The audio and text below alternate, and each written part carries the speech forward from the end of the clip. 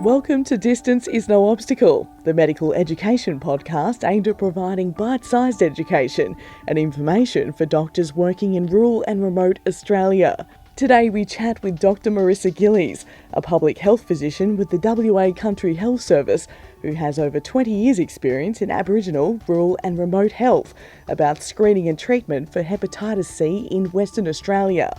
Dr Gilles is joined by Dr Olga Ward. Marissa, welcome to the podcast. Thanks very much, Olga. Thanks for having me. Marissa, tell me, how much of a problem is hepatitis C these days? I think it's a significant problem. We have in WA almost 1,000 notifications a year. And in Australia overall, about 1% of the population are known to have Hep C. And this is obviously an underestimate because this only looks at people who've been tested for Hep C. And we know that an awful lot of people out there have not been tested and we're not aware of their diagnosis, and nor are they. That's quite confronting, 1%. So we quite often will see patients with a slightly abnormal liver function tests, and as often as not they're a little bit overweight and often diabetic or pre-diabetic, and we think, yeah, fatty liver. How much should we be thinking about it? Well, obviously, I think, your clinical judgment's pretty important. And I guess the next thing to do is ask for at-risk history, and establish whether they have other risk factors. And the obvious ones are if they've used drugs in the past or are using it at the moment, if they've ever been incarcerated, had tattoos, if they'd had blood products, if they're older and they had blood products before 1993, if they've got other comorbidities such as HIV or Hep B, which makes them more at risk, and obviously in a situation where they've had exposure because of a needle stick injury. So you can use those things to help you guide you a little bit. And usually the LFTs can be just slightly raised, but often they're significantly raised. So I think those things would help you decide whether you were going to do a screen or not. For the patients with blood products, 1993 is the magic cut-off year? That's right, 1993, because prior to that, we didn't actually have a test that could screen for Hep C. That's right, it was non-A, non-B, and we were never going to be able to do anything about it, so it's pretty exciting that we can actually get this disease right under control these days. Absolutely. This is a new era for Hep C, and what I would like to convince you today is that we have fantastic drugs with great efficacy, no side effects, and really it's so easy to treat these people and make them clear, and not only help them but also reduce the risk of transmission to other people in the population. Oh, fabulous. So, screening patients, are there any sort of slightly unusual groups of patients that you've thought, gosh, I wouldn't have thought that patient would be positive, but that we should maybe think about screening them? There are certain countries that have a higher incidence of Hep C, so some ethnic groups you might also be thinking in terms of. But apart from that, really I don't know of any other particular special groups. I think they do stand out as being particularly high risk of the ones that I've listed already. Yeah, and is it a maternal fetal transmission thing as well? It's rare. It can happen, but we don't usually go to any special precautions if the mother is Hep C positive. But it obviously is a blood-related product, and if there is an exchange of blood, which there often is in delivery, there is a potential there. But there's not really much we can do, and obviously it's not a safe drug. The drugs are not safe in pregnancy, unfortunately. So if somebody's planning to get pregnant, the best thing would be to get treated before they have their baby. So you've actually made a diagnosis of hepatitis C. What other investigations would you suggest at that initial stage? I think the most important thing about making that diagnosis is understanding that the test that you do is a serological test usually, and that looks for past infection as well as present infection. It gives you an antibody result. What I always do when I'm asking for that test is I always say, if it is positive, please give us a viral PCR and viral load and genotype. And that saves you the problem of bringing them back to do that test, because without knowing that they still have active disease, you cannot make the decision whether they need treatment or not. So what happens is if you just get the antibody test and you don't know if it's a new infection or not, you then have to get them back, do their viral PCR, and that will come back not detected or detected. And the person can themselves clear the virus in up to 40% of cases. Some people say it's a bit less than that, but it certainly can happen. So you would not treat just on an antibody result. Once you've got that result, then there are a number of tests that are essential to do. Just so that I'm clear about this, Sorry, I'm processing it slowly. I've got a patient with a positive hepatitis C serology.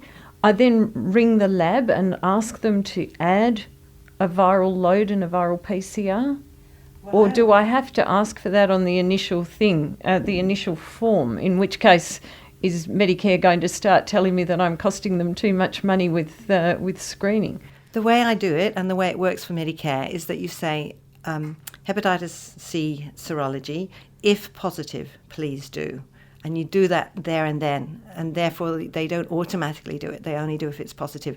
And if it's positive, well, Medicare could have no claim against you because that's exactly the right thing to do.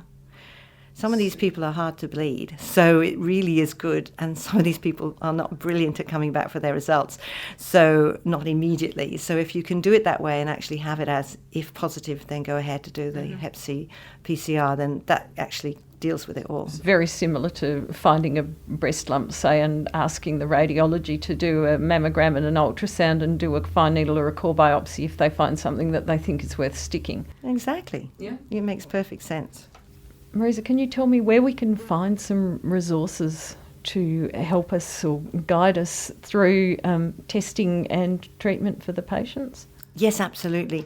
With this podcast, there will be a link to the ASHM 2-page summary. This is absolutely fantastic. It's simple, it's clear, and it will really lead you through the whole process of working the patient up for treatment and then deciding on the treatment and then actually monitoring them after the treatment's completed.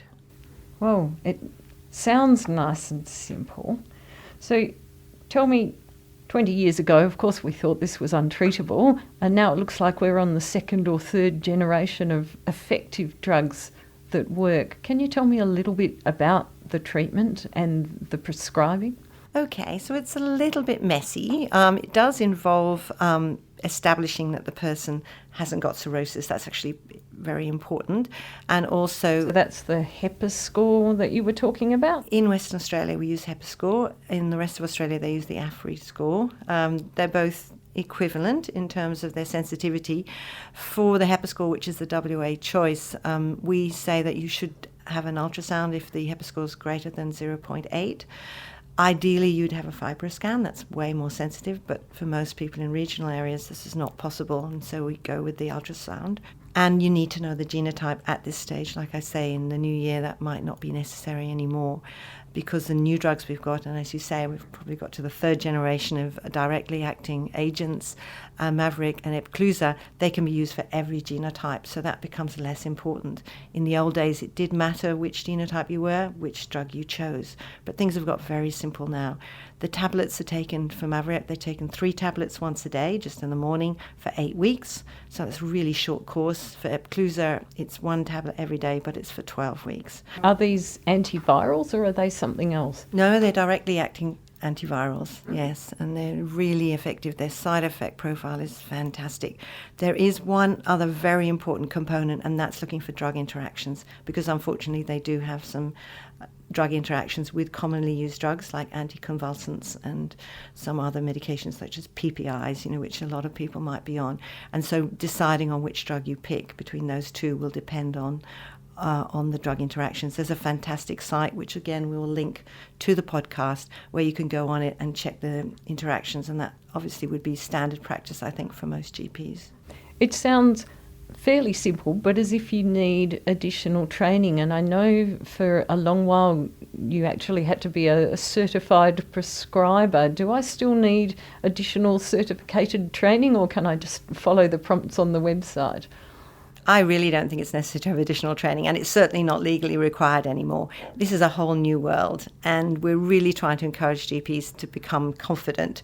Sometimes they do need to get some external consultation for their first few, and there are a number of people that you can contact, and there is a external consultation link that again we'll put on the pod site, and maybe that's helpful for the first few, but really that's not a necessity. If you use the ASHM 2-page guide, it will walk you through it, and honestly, in my experience over the last 2 years since when it first released in 2016, I found it a very simple and a very satisfying process.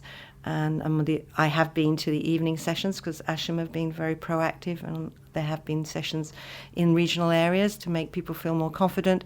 And And if you've had that opportunity, that's great. But if you don't, it is possible to do just by following the guidelines in the 2-page. Yeah.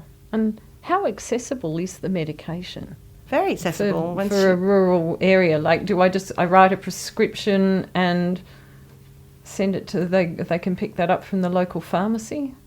Absolutely, it's very accessible. I don't think all pharmacies would necessarily have it in stock, so it might be a case of sending the script there and then the person having to come back, 2 days later. But it is, in a lot of places, they would have some stock. It would depend on the regional areas. Some places they don't have a large stock in just because the demand isn't great enough. No, and is it a streamlined authority or? It is, Yep. Absolutely. You have to go through PBS when you ring up. You're asked for the Medicare number, you're asked if the person is cirrhotic or not, and you're asked for the genotype. And you have to have those details. So you do it. It's definitely not something that you can just write a script. You have to ring up to get it. And what about the patients who've had hepatitis C for a really long time, or the ones who've got some cirrhosis? Okay, so the duration of time doesn't make any difference at all in terms of whether it's going to work or not. But the risk of cirrhosis is obviously much greater the longer they've had hepatitis C. And the guidelines say that if you have cirrhosis, you should really refer to a specialist for the treatment. In fact, you can do the treatment with someone with cirrhosis without any problems, but people with cirrhosis need ongoing specialist care, and for that reason it's better just to deal with that there and then rather than trying to take on anyone too complex. We'd still prefer those people to be looked after by a specialist. Yeah. Is that something that's accessible via telehealth? Absolutely. There are a number of, I'm pretty sure Fiona Stanley Hospital does it, and Royal Perth Hospital also have the capability of offering that service, and we've used that a lot in the regional areas. So then we would just need to write the letter and present the blood test findings and the ultrasound. That's exactly right. And the specialist unit would be able to follow that up by telehealth? Absolutely. I think that would be very capable, very possible to be done. Certainly in our regional area, we're lucky enough to have a local specialist, and that would be the case in some. I also know in the Great Southern there's someone very keen. In the southwest there's someone very keen. So you might actually already know through your networks a local specialist, in which case that's ideal because then they don't have to do it by telehealth, they can do it face to face. And how do you monitor the patients during their treatment? Do they need kind of 3 weekly blood tests or whatever? That's a great question, and in the old days it was quite involved, because of the side effects of the drugs. But now, in fact, you just do the first lot of tests, and then you don't have to do anything until 12 weeks after they've completed treatment. So that's 6 months after you've actually first written them a script. Absolutely, Yeah. Absolutely, which is, I think, quite amazing. I personally quite like to see them in between that, not to do a blood test, but just to see how they're travelling. And I personally also do a test at the end of their treatment because I think it's quite nice to be able to say to the person, you're clear. The reason we do the 12-week ones is to see if there's a sustained response, and unless there's a sustained response, we do not count them as cured. I have spoken to drug reps who say that sometimes they are still positive at the end of their treatment, and by the 3 months later, they are negative. So because of that, we don't necessarily count them as failed if they're not cleared by the end of their treatment. The important test is the one that's 3 months later. The other problem is if the person is still putting themselves at risk. One of the questions is how often do we test them? If someone's putting themselves at risk, you do need to test them again. I would suggest every 6 months. And some of the patients are enormously keen to get rid of their hepatitis C. In fact, all of them are keen to get rid of it, but some of them are less reliable than others about actually swallowing the tablets every day. What happens if they've had like a partially treated course? Well, this is a problem in compliance with many of these groups of people who are quite complex often. You have to encourage them as much as possible to take their tablet every day. I have had patients who stopped after 5 or 6 weeks and still managed to become negative because the drugs are so good. But they're always at risk of resistance and problems, and so anything you can do to encourage them to take it. And that's one situation where I think it probably is worthwhile seeing people a little bit more often and not just giving them the script and leaving them for 3 months. I think it would be very beneficial to try and see them once a month and see how they're going and encourage them to keep going. In some places we're very, very lucky, and we have nurse practitioners who can actually ring up even more often than that, once a week, to some of the more difficult people.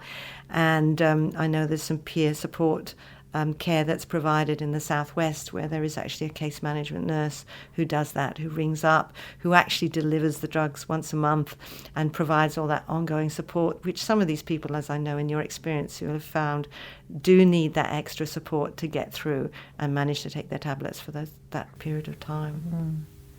And once their viral load is undetectable, is that it? Are they cured? Absolutely, and they're non-infectious. It's just wonderful. So as long as they keep safe after that, that's the end of the hepatitis C story. They're great. Mm-hmm. So no problems with recurrences. I don't need to kind of retest them. As I said, unless you know that they are putting themselves at ongoing risk, no, you don't need to test them anymore. It's all over. Fantastic. And do GPs need to do any kind of contact tracing if somebody's Hep C positive? It's not the sexual same as partners, kids. Yes, it's not as sports team. It's not as used. It's not used as a routine thing like it is in an STI.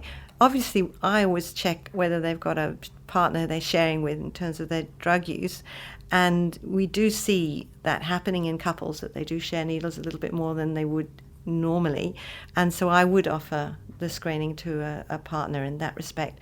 It is rarely transmitted sexually, but sometimes if the form of sex is a little bit more, aggressive, there can be some exchange of blood, and that can be more common in men who have sex with men. So in those situations, I again would test the partner.